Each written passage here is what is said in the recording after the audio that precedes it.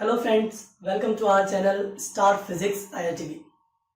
So we are ready to take you on a very beautiful and successful journey of mathematical physics. Beautiful इसलिए क्योंकि आप लोगों ने जरूर सुना होगा mathematics is the language of physicist. ऐसा इसलिए कहते हैं क्योंकि आप quantum mechanics, classical mechanics, EMT या कोई भी फिजिक्स का सब्जेक्ट उठा के देख लीजिए, सब में आपको मैथ्स जरूर मिल जाएगा। क्वांटम मैकेनिक्स में जो श्रोडिंगर इक्वेशन है, डिफरेंशियल इक्वेशन ही तो है। जो क्वांटम मैकेनिकल ऑपरेटर्स होते हैं उनको हम मैट्रिक्स फॉर्म में ही रिप्रेजेंट करते हैं। अगर मैं ईएमटी देखूं तो जो इलेक्ट्रोस्टैट है या मैग्नेटोस्टैट है, ये दोनों ही वेक्टर अलजेब्रा के बिना अधूरा है। इनमें हमें वेक्टर अलजेब्रा अप्लाई करने की जरूरत होती ही है। ऐसे ही अगर मैं क्लासिकल मैकेनिक्स देखूं तो क्लासिकल मैकेनिक्स में जो लैग्रेंजियन या हैमिल्टोनियन है, ये कंप्लीटली मैथमेटिकल है। ईएमटी में जो मैक्सवेल्स इक्वेशन है वो डिफरेंशियल इक्वेशन ही तो है। Before I tell you what will be our syllabus and how we are going to cover it, let me introduce myself. My name is Abhishek Singh and I am currently pursuing my MSc Physics from one of the finest institute in India, IIT Bombay. I secured All India rank 9 in IIT JAM 2019. All India rank 117 in JEST examination 2019. All this I did in my last year, that is third year of BSc Honours Physics from Motilal Nehru College, University of Delhi. I secured All India rank 139 under JRF category in CSIR NET December 2019 examination in my first semester of MSc Physics. Currently, I am a competent level tutor at Adenker. अब आ जाते हैं मुद्दे की बात पे। क्या हम इस सीरीज में टॉपिक्स कवर करने वाले हैं और वो टॉपिक्स किन एग्जाम्स के लिए इंपॉर्टेंट है वो देख लेते हैं। हम जो भी टॉपिक्स मैथमेटिकल फिजिक्स के सीरीज में कवर करने वाले हैं, ये सीएसआईआर नेट, जैम, जेस्ट या टीआईएफआर किसी भी एमएससी लेवल एंट्रेंस एग्जाम के लिए बहुत ही इंपॉर्टेंट टॉपिक्स हैं। तो हम matrices, differential equation, complex numbers, vector algebra, calculus of single and multiple variable and Taylor series जैसे सभी टॉपिक्स देखने वाले हैं। इनके अलावा हम कुछ मिसलेनियस टॉपिक्स भी डिस्कस करेंगे। तो क्या हमारा स्कीम रहने वाला है, हम लोग कैसे बढ़ेंगे वीडियो पे, वो बता देता हूँ आपको। वीडियो के स्टार्ट में मैं सबसे पहले आपको वीडियो का इंट्रोडक्शन दूंगा कि क्या हम कवर करने वाले हैं, डिस्क्रिप्शन बताऊंगा। उसके बाद हम देखेंगे उस पर्टिकुलर टॉपिक का हिस्ट्री या उसका एप्लीकेशन क्या है, इसको भी हम डिस्कस करेंगे। और इसके अलावा फिर हम थ्योरी स्टार्ट करेंगे, सॉल्व एग्जाम्पल्स देखेंगे और हमारा मेन मोटिव रहने वाला है प्रॉब्लम सॉल्विंग। तो थ्योरी के बाद हम प्रॉब्लम सॉल्विंग पे पूरा ध्यान देंगे। इसके लिए हम क्या करने वाले हैं, इसके लिए हम एक एटलीस्ट प्रीवियस ईयर क्वेश्चन उठाने वाले हैं जो कि किसी बड़े कॉम्पिटिटिव एग्जाम में पूछा गया है। और उसके अलावा हमारा Telegram group star physics IITB नाम से है, उसमें हम असाइनमेंट की फॉर्म में क्वेश्चंस डालेंगे। उन क्वेश्चंस को भी हम डिस्कस करेंगे ग्रुप में। आप लोग उस ग्रुप को फॉलो कर सकते हैं, उस ग्रुप को ज्वाइन कर सकते हैं, जिसका लिंक मैंने डिस्क्रिप्शन में दे दिया है। तो आइए शुरू करते हैं इस खूबसूरत सी जर्नी को जिसका नाम है कौन बनेगा IITian। In this first lecture, we are going to start with matrices. Before starting the lecture, let me introduce the applications of matrices. Matrices are very useful in electromagnetism, classical mechanics, MATLAB programming, numerical analysis, ordinary or partial differential equations, machine learning, or you can say in any branch of physics. Let us now start with the definition of matrices. A matrix is a rectangular array providing some special information. Example. तो आइए अब example देखते हैं। Example में हमारे पास दो students हैं और हम उनके पास कितने नंबर ऑफ बुक्स और कितने नंबर ऑफ पेन्स हैं इनकी बात कर रहे हैं। तो स्टूडेंट 1 के पास 5 बुक्स एंड 3 पेन्स हैं, स्टूडेंट 2 के पास 2 बुक्स एंड 4 पेन्स हैं। इसे हम मैट्रिक्स फॉर्म में रिप्रेजेंट कर सकते हैं। नेक्स्ट एग्जाम्पल देखते हैं। इस एग्जाम्पल में हमारे पास 3 इक्वेशंस हैं इन 3 variables, 3 equations in 3 variables. So we have the coefficients 2, 3 and 5, 4, 7, 9, 5, 1 and 3. So we can make a matrix of coefficients. तो हमने ये मैट्रिक्स बना दी है कोएफिशिएंट्स की। इस तरीके से आप देख सकते हैं कि मैट्रिक्स जनरली डेटा को स्टोर करने के काम आता है। हम किसी भी इंफॉर्मेशन को एक रेक्टेंगुलर एरे की फॉर्म में स्टोर कर सकते हैं। General representation of matrices. A matrix A is generally represented by, generally कैसे रिप्रेजेंट करते हैं वो देख लेते हैं। एक स्क्वायर ब्रैकेट में आपको एक स्मॉल लेटर AIJ लिखना है और उसका ऑर्डर बताना है M × N। जो m/n लिखा है इसे m/n पढ़ते हैं, ये ऑर्डर ऑफ मैट्रिक्स है। और जो आई जे इंडेक्स है ये कहाँ से कहाँ तक रन करते हैं ये देख लेते हैं। i runs from 1 to m and j runs from 1 to n। m और n जो है वो इंटीजर्स होते हैं। m क्या शो करता है वो देख लेते हैं। m जो है वो नंबर ऑफ रोज़ को शो करता है, जो पहले लिखा है नंबर वो नंबर ऑफ रोज़ को शो करता है। n जो बाद में लिखा होगा वो नंबर ऑफ कॉलम्स को शो करता है, ठीक है। तो इस तरीके से मैट्रिक्स को जनरली रिप्रेजेंट किया जाता है। इसका एक्सपेंशन देख लेते हैं कि इसे हम एक्सपेंड कैसे कर सकते हैं। मान लीजिए इसे हम ए मैट्रिक्स बोल देते हैं, तो ए मैट्रिक्स का एक्सपेंडेड फॉर्म क्या होगा। m की वैल्यूज़ को रन कराते जाइए। m की वैल्यू 1, n की वैल्यू 1, 1 2 अप टू 1n। पहला रो था इसलिए m की वैल्यू 1 ही है, दूसरे रो में m की वैल्यू 2 ही है, ऐसे ही लास्ट रो में m की वैल्यू m ही रहेगी और अलग अलग कॉलम्स के अकॉर्डिंग n की वैल्यूज़ n तक वेरी करेगी। इस तरीके से हम मैट्रिक्स बना सकते हैं। A matrix of order m cross n has mn number of elements, ये आपको याद रखना है।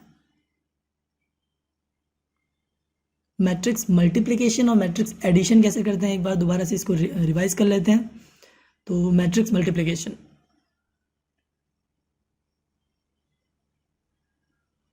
अगर आपके पास एक कोई matrix m cross n order का है, b matrix p cross q order का है, तो मैट्रिक्स मल्टीप्लिकेशन कब पॉसिबल है। Matrix multiplication is only possible when this n is equal to p, यानी कि जो a का नंबर ऑफ कॉलम है वो b के नंबर ऑफ रोज के इक्वल हो जाए और जो रिजल्टेंट मैट्रिक्स बनेगा उसका ऑर्डर m क्रॉस q होगा। जैसे कि आप देख सकते हैं c का ऑर्डर m क्रॉस q होगा, ठीक है।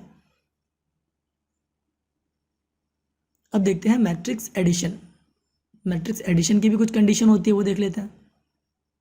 तो अगर आपके पास दो मैट्रिक्स A एंड B है जिनका order m cross n and p cross q है, तो इन्हें आप तभी ऐड कर सकते हैं जब आपका m p के इक्वल है और n q के इक्वल है। इसका मतलब दोनों का ऑर्डर सेम होना चाहिए। तो आप जो मैट्रिक्स को दोनों को ऐड करेंगे, जो रिजल्टेंट मैट्रिक्स मिलेगा उसका ऑर्डर भी सेम ही रहेगा, m क्रॉस n ही रहेगा। एग्जाम्पल देख लेते हैं। ये दो मैट्रिक्स को मैं अगर ऐड कर रहा हूँ, इसका मतलब मुझे इनके करस्पॉन्डिंग एलिमेंट्स को ऐड करना है। सॉरी, 1 1 एलिमेंट दोनों का ऐड हो गया, 1 2 एलिमेंट्स ऐड हो गए, 2 1 एलिमेंट्स ऐड हो गए, 2 2 एलिमेंट्स ऐड हो गए। सिमिलरली स्केलर मल्टीप्लिकेशन में क्या होता है, जो स्केलर है वो इंडिविजुअल सभी एलिमेंट्स के साथ मल्टीप्लाई हो जाता है।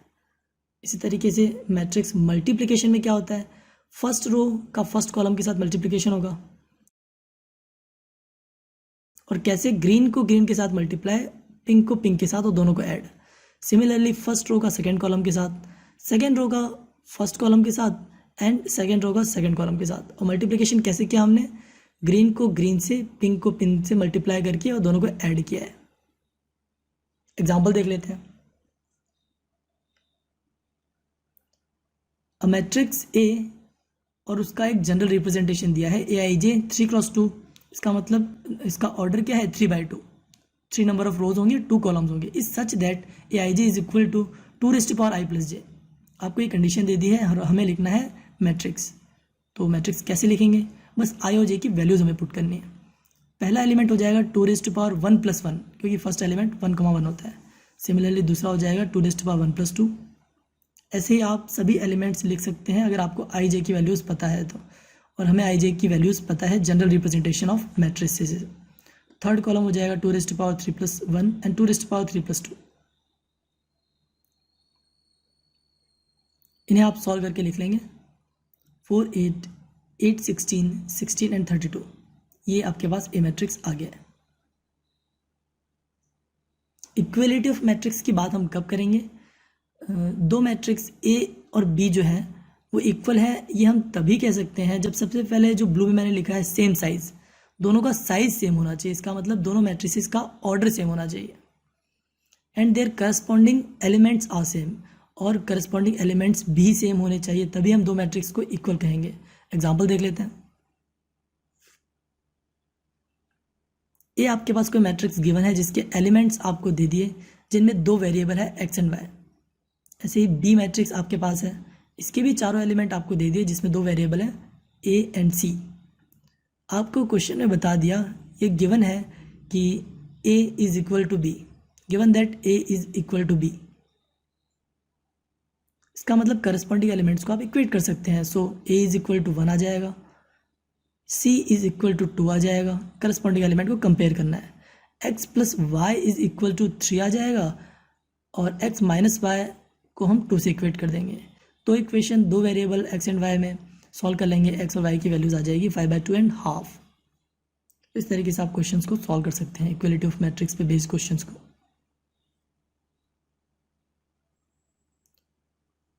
स्क्वायर मैट्रिक्स क्या होता है, नाम से ही क्लियर है. Matrix in which number of rows is equal to number of columns. Number of rows और नंबर ऑफ कॉलम्स बराबर हो जाए तो उसे हम बोलेंगे स्क्वायर मैट्रिक्स. एग्जांपल देख लेते हैं. ए एक मैट्रिक्स आपके पास है 3x3 ऑर्डर का. इसका मतलब नंबर ऑफ रोज और कॉलम्स दोनों इक्वल है, इसका मतलब स्क्वायर मैट्रिक्स हो गया.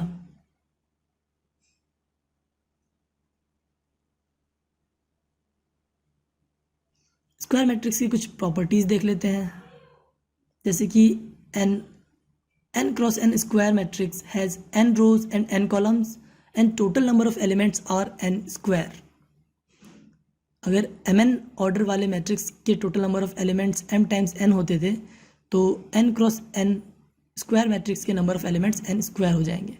For a square matrix elements for which i is equal to j form the leading diagonal. इसमें जिन एलिमेंट्स के लिए i और j इक्वल है वो लीडिंग डायगोनल बनाते हैं, जैसे कि 1 एलिमेंट, 2 एलिमेंट एंड 3 एलिमेंट. ये इस मैट्रिक्स के लीडिंग डायगोनल्स बना रहे हैं.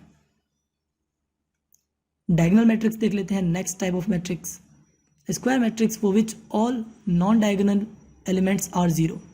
नॉन डायगोनल एलिमेंट्स अगर जीरो हो जाएंगे तो उसे हम डायगोनल मैट्रिक्स बोलते हैं. इसका एग्जांपल देख लेते हैं.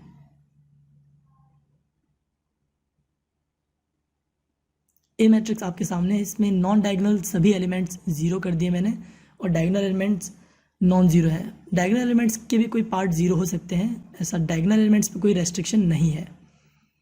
इस बात को समझने के लिए एक नेक्स्ट एग्जांपल देखते हैं. ये लीडिंग डायगोनल मैंने येलो लाइन से सर्कल कर दिया है.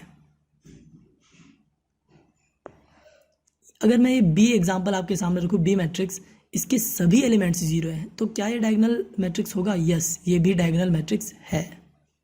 इसे जीरो मैट्रिक्स बोलते हैं. इसके सभी एलिमेंट्स जीरो है. डेफिनेशन फॉलो हो रही है, जो डेफिनेशन है हमारी कि non diagonal elements are zero. Diagonal elements के बारे में कोई कमेंट नहीं है डेफिनेशन में, तो वो भी जीरो हो सकते हैं. ठीक है, इसे जीरो मैट्रिक्स या नल मैट्रिक्स बोलते हैं बी मैट्रिक्स को. अब नेक्स्ट टाइप ऑफ मैट्रिक्स देख लेते हैं, scalar matrix. A diagonal matrix which all diagonal elements are equal. अगर मैं किसी डायगोनल मैट्रिक्स में उसके सभी डायगोनल एलिमेंट्स एक जैसे कर दूं तो उसे बोलेंगे स्केलर मैट्रिक्स. एग्जांपल देख लेते हैं. बी मैट्रिक्स के सभी डायगोनल एलिमेंट्स को मैं 3 के इक्वल कर दूंगा तो इसे हम बोलेंगे scalar matrix. 3x3 scalar matrix. Unit matrix और आइडेंटिटी मैट्रिक्स क्या होता है ये देख लेते हैं. ये बहुत ही स्पेशल मैट्रिक्स है, इसकी डेफिनेशन ध्यान से देखिए. The matrix whose all diagonal elements are equal to 1 and non diagonal elements are equal to 0. यानी कि डायगोनल एलिमेंट्स 1 हो जाएंगे और नॉन डायगोनल एलिमेंट्स 0 हो जाएंगे. एग्जाम्पल देख के ज़्यादा अच्छे से क्लियर हो जाएगा. यूनिट और यूनिटरी में कंफ्यूज नहीं होना है. Unitary matrix different type of matrix होते हैं जो हम हमारे आने वाले लेक्चर्स में देखेंगे. एग्जाम्पल आपके सामने. ए मैट्रिक्स 1 0 0 1 क्रॉस 2 आइडेंटिटी मैट्रिक्स, इसलिए मैं इसे I2 लिख सकता हूँ. सिमिलरली बी मैट्रिक्स जो मैं आपके सामने एग्जांपल दे रहा हूँ, इसमें तीनों डायगोनल एलिमेंट्स की वैल्यू 1 है और नॉन डायगोनल एलिमेंट्स 0 है. ये 3x3 आइडेंटिटी मैट्रिक्स I3 है.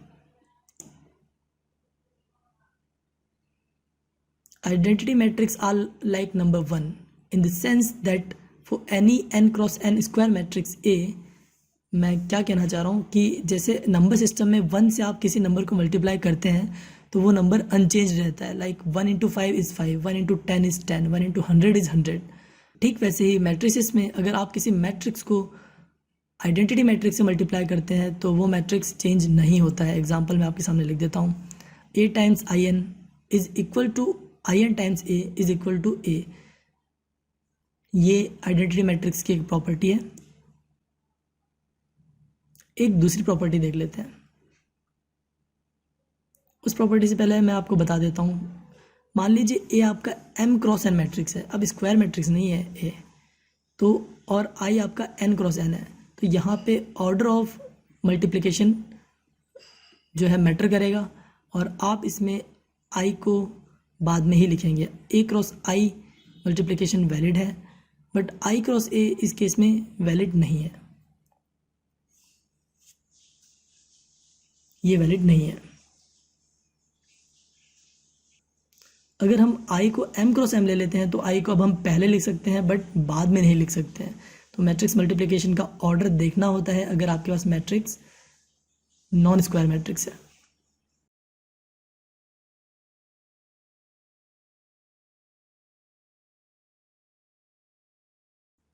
Next type of matrix is upper triangular matrix, a matrix for which all elements below the main diagonal elements are zero। नाम के थोड़ा उल्टा है कि मेन डायगोनल के नीचे वाले एलिमेंट्स अगर सभी जीरो हो जाते हैं तो हम मैट्रिक्स को अपर ट्रायंगुलर मैट्रिक्स बोलते हैं। एग्जांपल देख लेते हैं। सी मैट्रिक्स आपके सामने ये रहा। इस मैट्रिक्स में below the main diagonal elements are given as zero. So इस मैट्रिक्स को हम क्या बोल देंगे? Upper triangular matrix. Diagonal elements को मैंने सर्कल कर दिया है येलो मार्कर से। नेक्स्ट है lower triangular matrix, a matrix for which all the elements above the main diagonal are zero. Main diagonal के ऊपर वाले सभी जीरो होंगे तो उसे बोलेंगे लोअर ट्रायंगुलर मैट्रिक्स। एग्जाम्पल देख लेते हैं। डी मैट्रिक्स ये आपके सामने 2 0 0 2 3 0 5 9 2। इसमें मेन डायगोनल जो है उसके ऊपर वाले सभी एलिमेंट्स जीरो है, इसलिए इसे लोअर ट्रायंगुलर मैट्रिक्स बोलते हैं। तीनों टाइप्स ऑफ मैट्रिक्स देख लेते हैं। इन्हें एक साथ हम देख रहे हैं, इनकी डेफिनेशन आपको याद रखनी है और इनकी कुछ प्रॉपर्टीज़ को याद रखना है, इसलिए मैं इसे टेबल की फॉर्म में बता देता हूँ। तीनों को कंपेयर करते हुए याद रखें। Idempotent matrix, nilpotent matrix, involutory matrix. Idempotent matrix में होता क्या है, आप किसी मैट्रिक्स का स्क्वायर करोगे तो दोबारा वही मैट्रिक्स आ जाएगा, यानी कि ए स्क्वायर इज इक्वल टू ए। इसको थोड़ा डिटेल में देख लेते हैं। अगर आप ए का पावर 2 से ज़्यादा कुछ m रखेंगे तब भी ए आएगा क्या? देख लेते हैं एग्जाम्पल के थ्रू। अगर मैं ए क्यूब कह रहा हूँ तो उसे मैं ए स्क्वायर टाइम्स ए कह सकता हूँ। ए स्क्वायर को मैं दोबारा ए कह सकता हूँ बाय प्रॉपर्टी ऑफ आइडेम्पोटेंट, तो ए टाइम्स ए दोबारा ए स्क्वायर बन जाएगा, और ए स्क्वायर हमारे पास ए है ही, ऐसा गिवन है। तो इसका मतलब आप ए की किसी भी पावर को ए से इक्वेट कर सकते हैं। A raise to any power is equal to A is true for idempotent matrix. Eigen values किसी कुछ प्रॉपर्टीज़ होती है वो देख लेते हैं। आइडेम्पोटेंट मैट्रिक्स की आइगन वैल्यूज़ जो होती है वो फिक्स होती है, या तो 0 होंगी या फिर 1 होंगी। निलपोटेंट मैट्रिक्स देख लेते हैं। इस मैट्रिक्स की डेफिनेशन है ए रेज़ टू पावर के इज इक्वल टू 0 वेयर के इज एनी पॉजिटिव इंटीजर। के कुछ भी पॉजिटिव इंटीजर है तो ए रेज़ टू पावर के अगर 0 हो रहा है तो इसे हम निलपोटेंट मैट्रिक्स बोलते हैं। इसके आइगन वैल्यूज़ की कुछ प्रॉपर्टीज़ देख लेते हैं। ये matrix A raise to power के 0 ना, सो आइगन वैल्यूज़ भी इसके 0 ही होते हैं, ऐसे याद रखें आप। इनवॉल्यूटरी मैट्रिक्स देख लेते हैं। इस मैट्रिक्स की डेफिनेशन है ए स्क्वायर आइडेंटिटी मैट्रिक्स आ जाए। इसके आइगन वैल्यूज़ की कुछ प्रॉपर्टीज़ देख लेते हैं। इसके जो आइगन वैल्यूज़ होते हैं उनकी वैल्यूज़ ±1 के इक्वल होती है। कुछ फैक्ट्स देख लेते हैं। Fact 1, any vector in 3 dimensional space can be written as 3x1 matrix और 1x3 मैट्रिक्स। यानी कि आप किसी भी वेक्टर को जो कि 3 डायमेंशनल स्पेस का वेक्टर है 3x1 मैट्रिक्स या 1x3 मैट्रिक्स की फॉर्म में लिख सकते हैं। एग्जाम्पल देखिए, ज़्यादा अच्छे से क्लियर हो जाएगा। ए मैंने एक वेक्टर ले लिया है 3i + 2j + 5k, 3 dimensional space में एक वेक्टर है। इसे मैं एक कॉलम मैट्रिक्स की फॉर्म में लिख सकता हूँ जिसके एलिमेंट्स हो जाएंगे 3, 2 और 5। यहाँ मैंने गलती से 1 लिख दिया है 5 की जगह, उसे प्लीज़ करेक्ट करें। 3, 2 और 5 है वो। सिमिलरली आप ए को 3, 2 और 5 रो मैट्रिक्स की फॉर्म में भी लिख सकते हैं। 1 मैंने गलती से लिख दिया है, उसे 5 कर लें। फैक्ट 2 देख लेते हैं। Any scalar can be return as 1x1 matrix. Scalar किसी भी क्वांटिटी का 1x1 मैट्रिक्स लिख सकते हैं। एग्जांपल ये रहा, ए अगर 5 कोई कांस्टेंट गिवन है तो आप ए को 5 1x1 मैट्रिक्स भी लिख सकते हैं। इसका मतलब ये हुआ कि सभी वेक्टर्स और स्केलर्स भी मैट्रिक्स फॉर्म में लिखे जा सकते हैं। Now it's time for homework. Question 1, A and B two matrices are given. If A is equal to B, then find the values of X. A और B इक्वल गिवन है, equality of matrix की condition लगा के आपको X की value find करनी है। Question 2, A एक स्क्वायर मैट्रिक्स गिवन है और कैसा मैट्रिक्स है वो, A square is equal to A, इसका मतलब ये आइडेम्पोटेंट मैट्रिक्स है। Then write the value of, इस एक्सप्रेशन की वैल्यू आपको फाइंड करनी है जो है 7A minus I plus A whole cube. यहाँ पे I क्या है, I आइडेंटिटी मैट्रिक्स है of same order as A के जैसे ऑर्डर का आई भी एक आइडेंटिटी मैट्रिक्स है। अब इन दोनों क्वेश्चंस को सॉल्व करें और इनका आंसर कमेंट सेक्शन में ज़रूर कमेंट करें। That's all for today's lecture. Thank you.